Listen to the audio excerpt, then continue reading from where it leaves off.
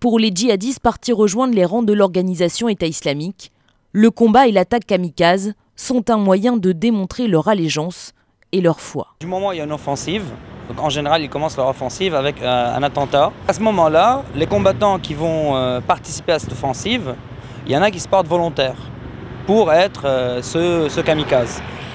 Vu la pression du groupe, en général tout le monde se porte volontaire. Mais après, c'est au commandant militaire, donc à l'émir militaire du groupe, à accepter ces candidatures ou pas. Et parmi ceux qui sont acceptés, il y en a un ou deux, parfois trois, qui sont tirés au sort. L'un des 7 kamikazes français avait à peine 20 ans et 6 d'entre eux étaient de nouveau convertis. Tout comme Pierre, 19 ans, dit Abou Talha Al-Faransi, mort dans une attaque kamikaze en Irak.